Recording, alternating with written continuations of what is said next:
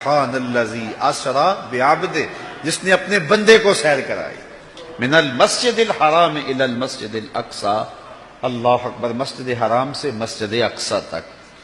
مسجد حرام سے اس سفر کا آغاز ہوا ہے۔ ام ہانی کے گھر میں حضور استراحت کر رہے تھے، دروازہ اندر سے بند کیا ہوا تھا، اور جبریل امین کو حکم ہوتا ہے میرے محبوب کو سر عرش لے کے آؤ۔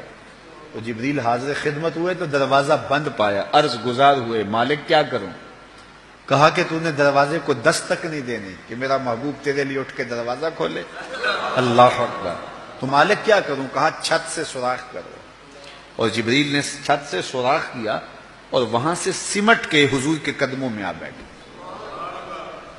صحیح حدیث میں آتا ہے جبریل کے 600 نوری پر ہیں، ایک پر کھولے تو شرق سے لے کے غرب تک، شمال سے جنوب تک پھیل جائے، اور اتنے بڑے بڑے 600 پر، تو 600 پر جس جسم پہ ہوں گے وہ جسم کتنا بڑا ہوگا۔ معراج کی شب چھوٹے سے سوراخ سے آیا، دنیا کو بتایا کہ محبوبوں کے در پہ آئیں تو بڑے ہو کے نہیں، چھوٹے ہو کے آیا کرتے۔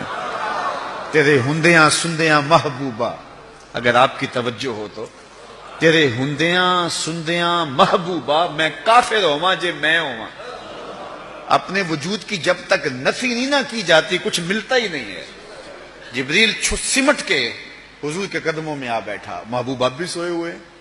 اللہ اکبر، تبارک اللہ، شان تیری تجھی کو زیبا ہے بے نیازی، کہیں پہ جوش لن ترانی، کہیں تقاضے وصال کے، کوئی کوہ طور پہ جا کے کہہ رہا ہے رب ارنی انظر الیک، مالک دیکھنا چاہتا ہوں نقاب اٹھا دے۔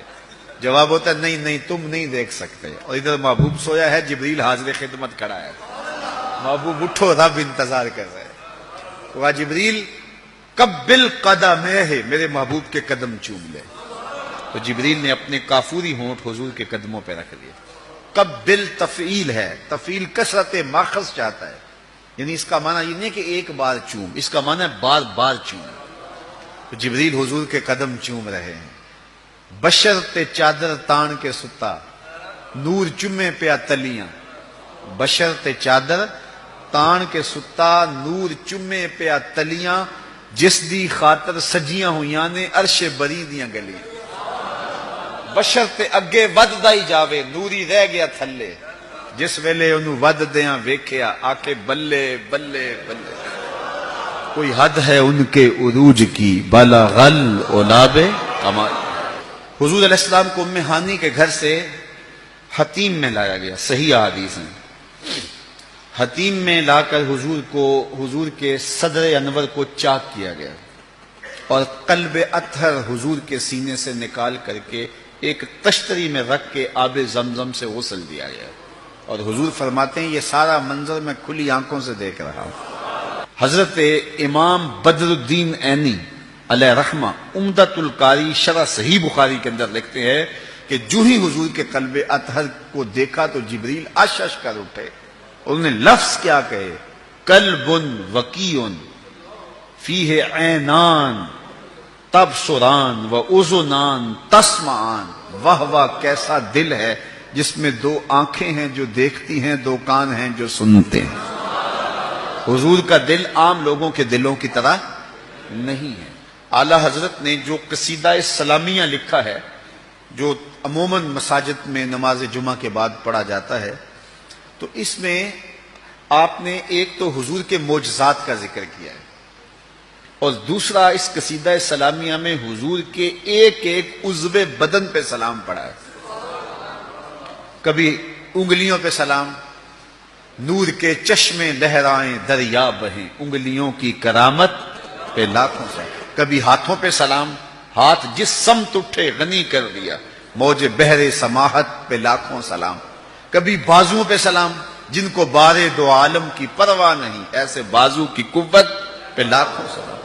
کبھی ہونٹوں کو سلام، پتلی پتلی گلے قدس کی پتیاں، ان لبوں کی نزاکت پہ لاکھوں سلام۔ کبھی حضور کے سر انور کو سلام، جس کے آگے سرے سربراہ خم رہے، اس سرے تاج عزت پہ لاکھوں سلام۔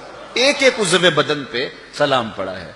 تو ایک ایک عضو پہ سلام پڑھتے پڑھتے جب اعلی حضرت حضور کے دل پہ آئے تو اعلی حضرت کا قلم رک گیا. اور اب اعلی حضرت کی یہاں بولی دیکھیے.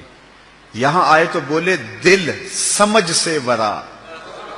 ایک ایک عضو کی بات کی ہے, احادیث بھی ملتی ہیں.